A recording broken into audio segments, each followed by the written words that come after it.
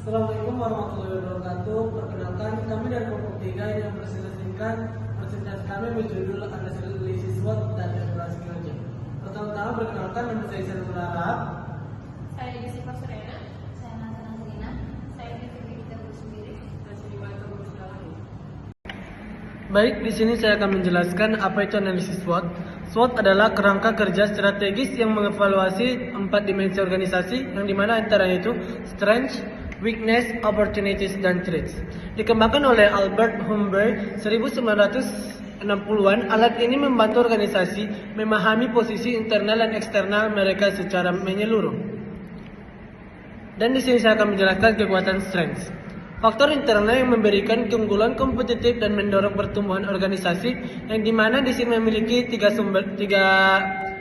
faktor, yaitu sumber daya unggulan, yang dimana modal dan teknologi, SDM berkualitas, dan aset strategis yang dimiliki organisasi.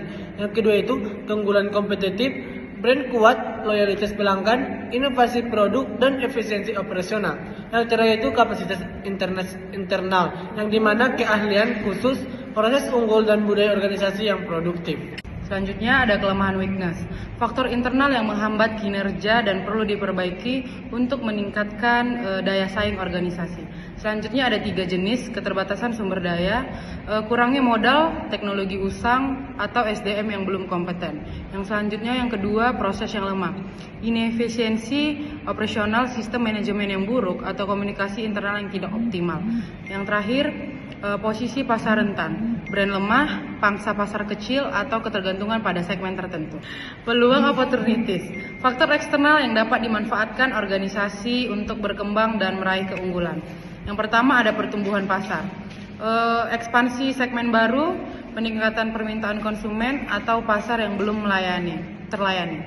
Inovasi teknologi, adopsi teknologi baru, digitalisasi, dan otomatis untuk meningkatkan efisiensi. Yang terakhir, kemitraan strategi, kolaborasi dengan mitra baru, aliansi bisnis, atau ekspansi ke pasar global.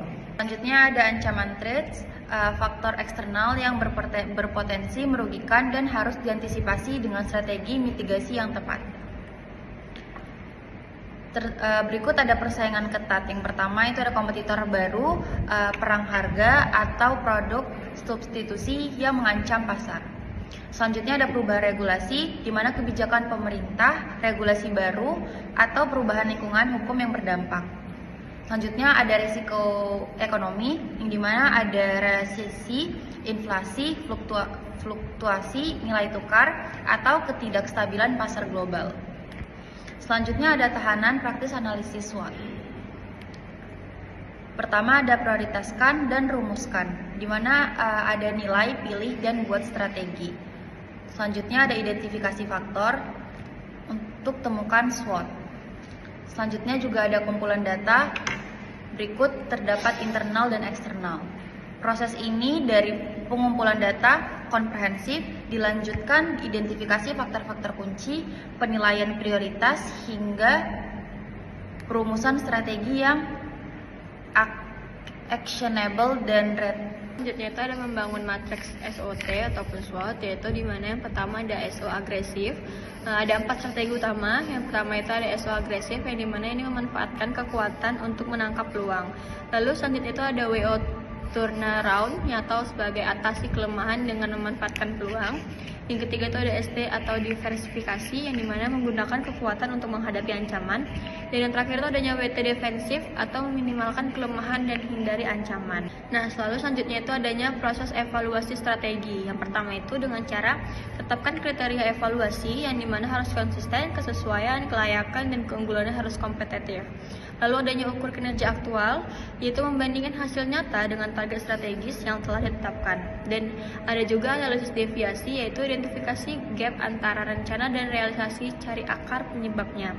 Dan yang terakhir itu adanya lakukan penyesuaian, yang dimana revisi strategi ini harus dialokasikan ulang sumber dayanya atau juga melakukan pendekatan. Nah, selanjutnya kesimpulan dan langkah selanjutnya. Nah, jadi analisis SWOT adalah titik awal, bukan tujuan akhir. Nah, jadi nilai sesungguhnya terletak pada eksekusi strategi yang konsisten dan evaluasinya berkelanjutan. Nah, jadi ada 3, yaitu yang pertama lakukan SWOT secara berkala. Nah, minimal setiap kuartal atau saat terjadi perubahan signifikan. Nah, yang kedua itu libatkan seluruh pemangku kepentingan untuk perspektif barangan menghasilkan analisis yang lebih akurat. Dan yang terakhir itu ada transformasikan ke aksi nyata. Nah, jadi setiap faktor harus diterjemahkan ke rencana kerja yang terukur. Oke, sekian dari hasil presentasi kami. Wabillahi taufiq wal hidayah. Wassalamualaikum warahmatullahi wabarakatuh.